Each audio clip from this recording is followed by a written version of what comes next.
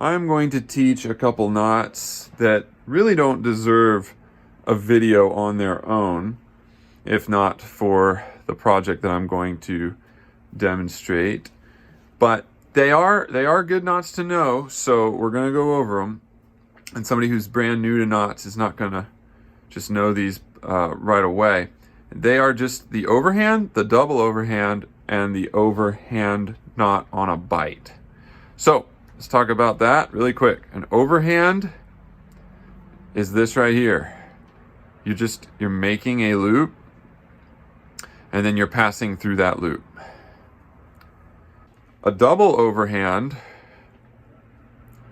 is going around twice and then going through both of the loops that you created. That's a double overhand. Finally, an overhand knot on a bite is just making a bite of line and tying a simple overhand knot with it. Notice that there is a difference between an overhand and a figure eight. So it would stand to reason there is also a difference between an overhand knot on a bite and a figure eight on a bite. That's a figure eight loop on a bite, overhand knot on a bite. This one is a lot bulkier and it uses a lot more material, but it is arguably a stronger knot and in some ways probably more secure. But this uses less material and is a little less bulky, and it will suffice for many applications of wanting to just put a fixed loop in your rope. Okay, I'm only demonstrating that difference because if you're brand new to knots, this is like a foundational concept, overhand knot. And the overhand knot is just making that loop and going right around, kind of like making a pretzel. You're making the same loop with the figure eight, but instead of going in right here, I'm going to go around and come in the other side. That's the essential difference. Let's use a double overhand knot and an overhand knot on a bite to make a nice little storage loop for a chainsaw scabbard. First thing we're going to do is just drill a hole at the tip of it.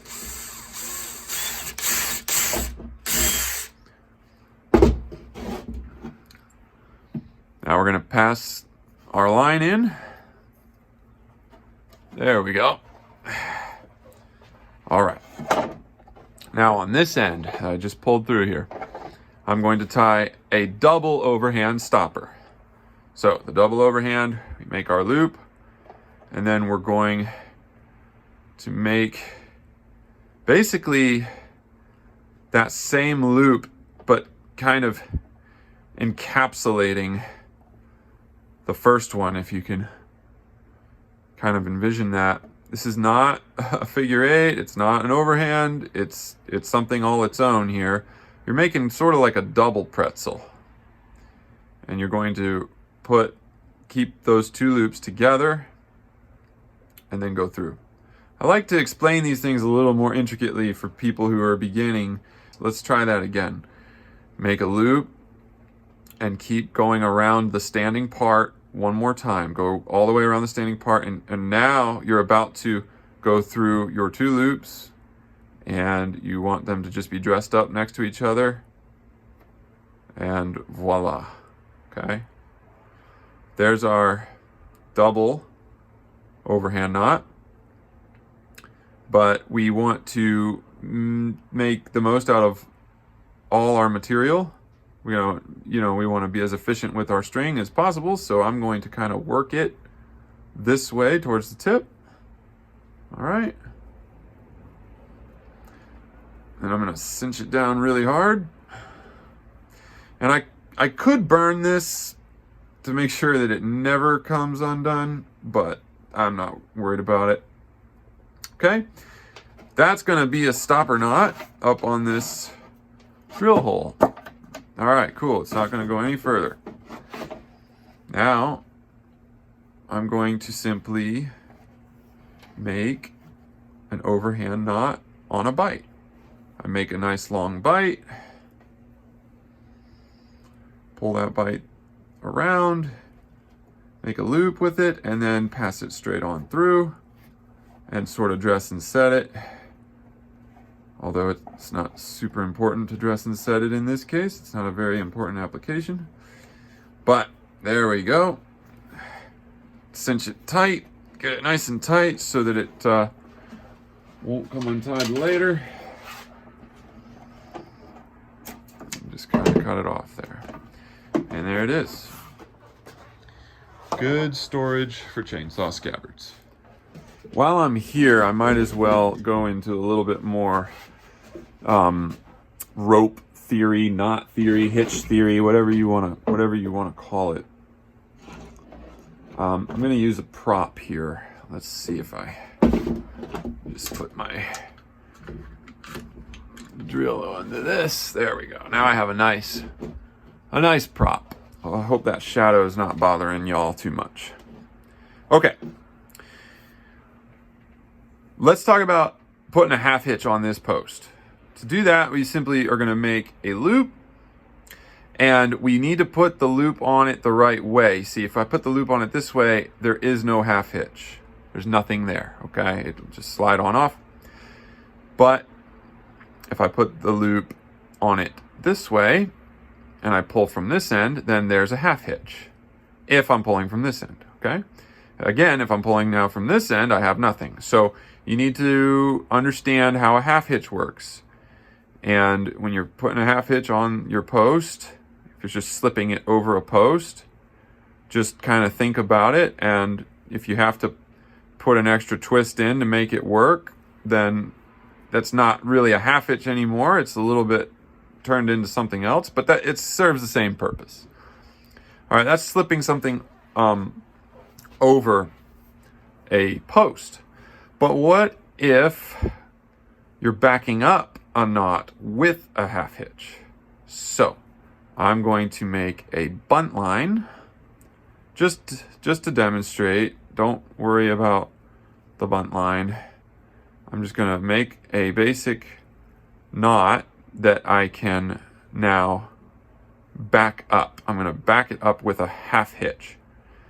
Okay, so I showed you the half hitch going around a post, just kind of making that loop. But how do I do the half hitch around the standing part of this bunt line?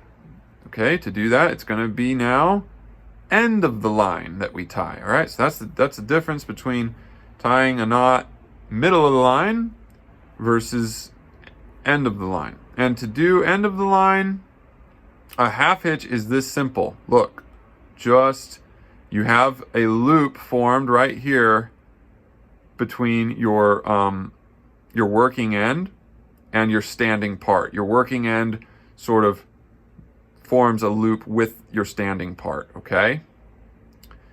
And you're just going to go right into that loop as fast as you can. Don't go around any further. Once you have that loop, simply go in, and that's a half hitch, all right? I see this a lot. People are trying to back up a knot, and they do a full overhand backup. That would be a full overhand, okay? And it's unnecessary. A half hitch is simply this, right there. Okay? Then you can do two half hitches if you want. Two half hitches make a clove hitch. If they're the same half hitch, I should say. Anyway, you might not be able to see it, but the half hitch is that, you stack your half hitches, they make a clove hitch. I'll demonstrate that on this this piece right here. Okay, middle of the line clove hitch, we make the same half hitch. We make the same loop. Okay, make a loop here. Make a loop again there, and then we stack them on top of each other. There's a clove hitch. All right.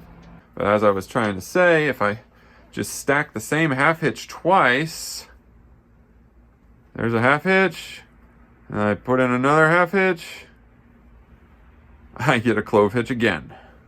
All right. So if you stack half hitches, you pretty much get the clove hitch if you're doing the same half hitch.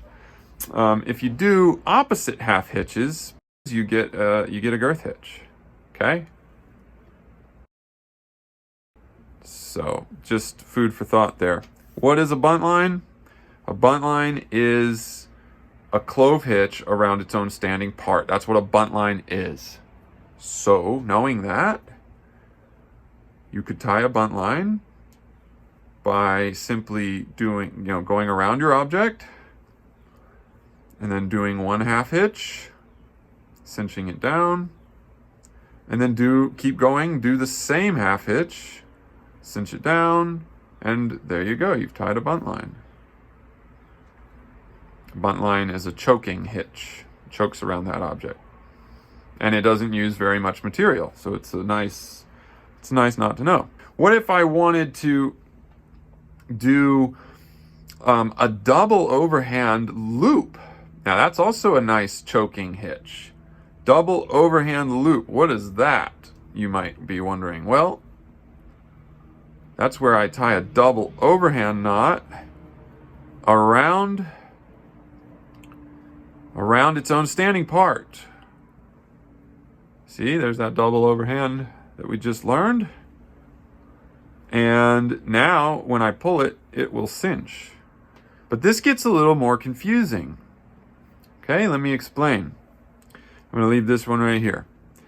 Tying that is more confusing than simply tying a double overhand knot in midair. So if you're making like a stopper knot, like we did with our chainsaw scabbard, then you're going to do something like this in midair. But if you want to actually have a hitch that chokes around an object, you have to first go around your object and then tie your knot around its own standing part. And so doing that in midair, we don't have anything inside this knot. There's no strand of string that we have to think about. But with this one, we do. Okay. And it's a similar concept with the figure eight when you transition from the figure eight to the slip figure eight. Okay, let me demonstrate that. Oh, and also the running slip figure eight. So let's talk about all of those really quick. I'm going to grab another prop. This will simulate like a throw ball ring, which is what I would normally use my slip figure eight for.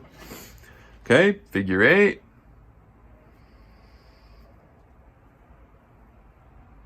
Is simply that. What is a slip figure eight? Well, a slip figure eight is when you want to attach to an object and be able to release it quickly. So a slip is, let's just say what is a figure eight? Right here, this is the figure eight. See, we've just now tied the exact same thing, except we've included something in the loop here, that forward loop.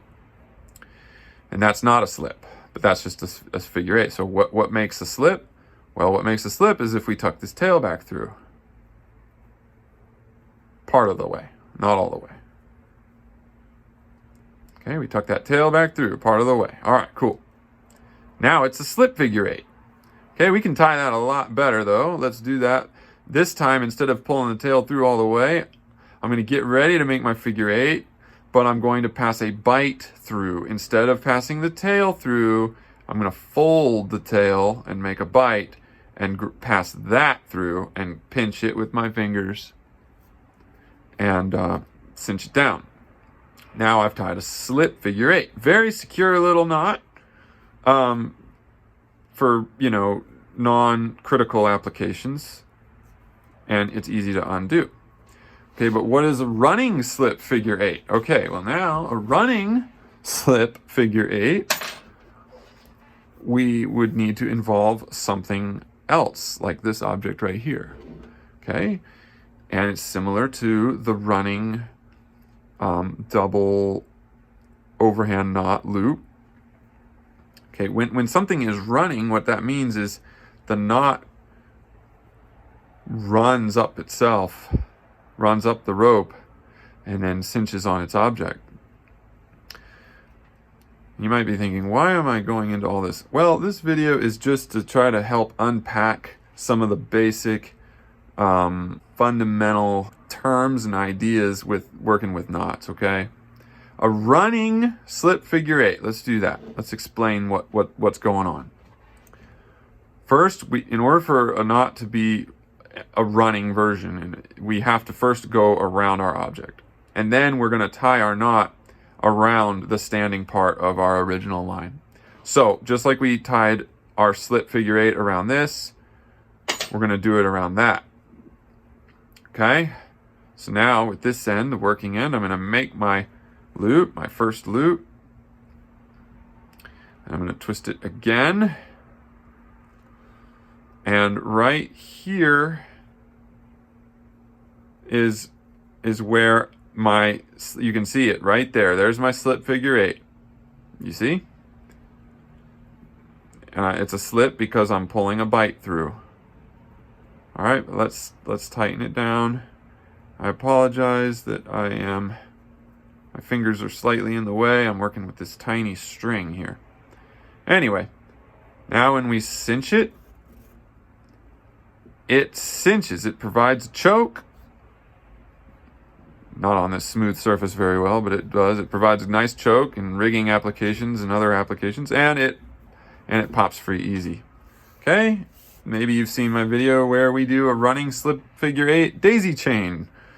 Okay, I know that sounds really complicated, but it's not that bad. It's just a bunch of different components being put together in unison. So there's my slip, there's my daisy chain, and we're going to lock off that first. We're just going to lock off that first tuck. Or that last, excuse me, the last tuck. We're going to lock it off so it doesn't accidentally come undone. And there it is. Cinches. Okay. And then when you want to untie it, you unlock it and you pull the daisy chain. And it all comes out. Okay, but let's go back to our double overhand knot. That's a really good one. I'm just going through the different theories, starting with a very foundational knot, and then making it into other applications, using that foundation to go further and further with different applications. So we've covered the figure eight, and then the slip figure eight, and then the running slip figure eight. Obviously, if you master the figure eight, then you'll be able to tie it on a bite. Before I go into the double overhand knot, let's finish the figure eight. You'll be able to tie the figure eight on a bite, and you'll make a loop, a fixed loop in your rope. It's a great knot for rock climbing as well, but although you have to know how to tie this on a follow through, not just on a bite for rock climbing, but that's different.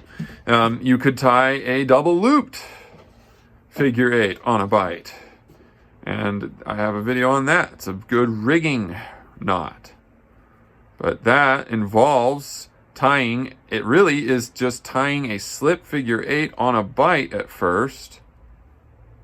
Okay, there's my slip figure eight. See, I made a slip figure eight on a bite, and then you just take this loop out here and pass it over your two bunny ears, and these are going to become your bunny ears. And you can make one longer than the other if you want, or you can make them the same length. And now you have a very nice knot for rigging, although I would not use throw line for rigging, but I'm just demonstrating it. Okay. So, okay, I've covered the figure eight. Starts with just understanding the very simple knot by itself in midair. But as I demonstrated, it can go through a wide array of different applications. And that's like, what, 4 different knots at least that I covered? Okay, now back to the overhand. The overhand knot is just such a simple knot, right? It's a pretzel, and it's very simple, but it can be confusing. When are you tying an overhand? When are you tying a half hitch? I think I covered that already. But double overhand, it starts to get more complicated. Obviously, we've got now a double pretzel, and we need to go through. But then it gets even more complicated if we want to use the double overhand to, say, join this string to itself, or do like a double overhand loop here on the hitch pin here. So let's do the hitch pin first. Let's say I want to tether this string to this pin. First I go through my object, and then I tie my double overhand as if I'm tying it in midair, but I'm capturing the standing part with each pass. And then my two loops are clearly right here. So I'm going to bring this through here like so. Okay? And the more you do it, the less confusing it gets. There it is, dress and set, and it'll cinch on down. Okay? Now, this one, the double overhand bend, which is called the double fisherman's knot. So, that maybe is a more popular term for it. And this is a really good little knot to know. It involves tying double overhand knots, one with this one going this way, and the other one with this one going this way. All right, let's show that. This confused me a long time ago when I was first learning it, but we're going to do our double overhand knots, and remember, we're wrapping our object, in this case is this rope right here. We're going to wrap it with both of these bends, and then when we come in from the other way, we're going to come in on top of this. Okay, we're just going to come through these two loops and come in on top. All right, right here. And then we're going to, now this is not dressed properly. See that? It's a little bit like elongated. We kind of want it to make an X in this application. We want to almost see like sort of like a diagonal here and a diagonal there. And then it should look like just two parallel strands on the other side. But that's dressed properly. We have a nice double overhand knot, or fisherman's knot, whichever you prefer. Okay, so we've done this one going this way. Now we need to do this one going this way. Okay, so this will test your skills because you have to tie it in two different directions. So there's one loop. We're going to keep going, capture the bottom part of this cord again, make that second loop. And this is where it can get confusing. Do I want to just go straight into here? Do I want to wrap around here? Do I want to come around here? Do I want to come underneath that thing right there? Okay, it can get pretty confusing. So you gotta pinch pinch your rope in a way that you can sort of see what you're doing, keep track of what you're doing. In this case, I want to finish going around here and come through like this.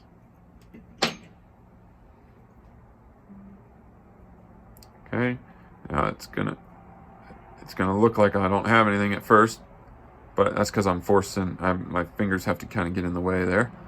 But anyways, there you go, I've got it. You can see that X that I was talking about. It looks sort of like an X. Dress that up nicely. And then what's cool about this one is it cinches down like that. But you can, if you want, you can pull them apart like that. You can do weird stuff with it. But I will warn you, this one is more of like a knot if you want to make this a permanent loop. Like you don't want to untie this again, okay? If you want to untie this again and this gets heavily loaded, good luck. Because when these things seat up against each other, really hard, they tend to weld to each other. So it's a good little loop to know, but there are better knots to form. See, I'm even having a hard time untying this right now, and I barely put any pull on it. Just for demonstration purposes, it's very hard to untie afterwards. Oh, come on.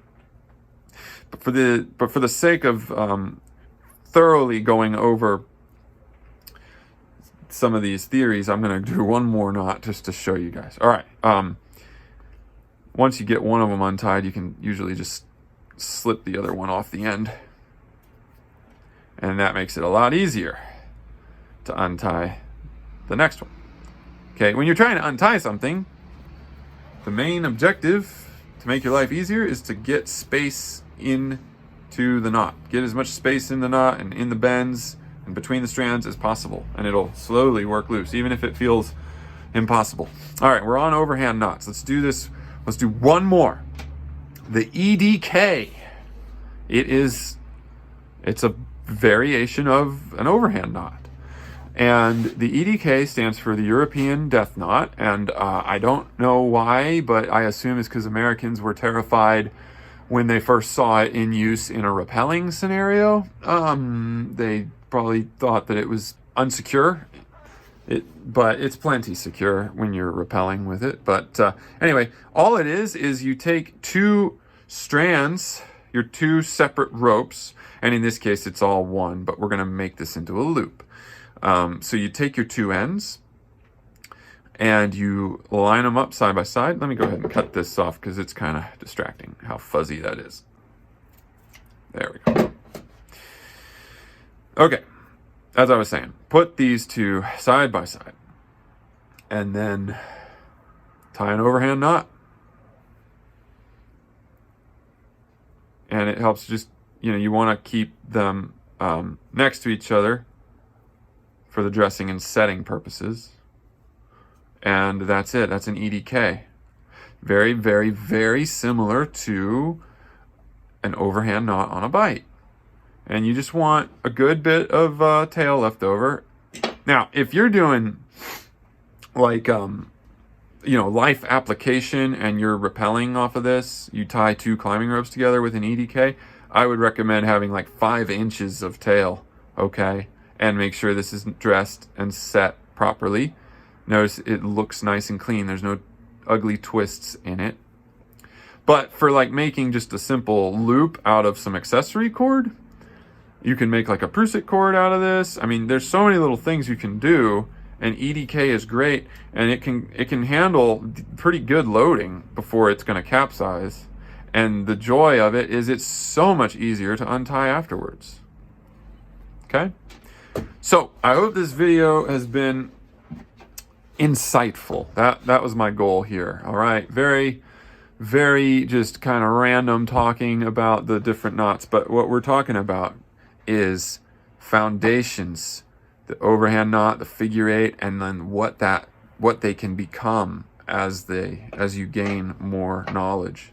Okay, so learn your foundations, learn the fundamentals, and yeah, good luck, good knotting out there.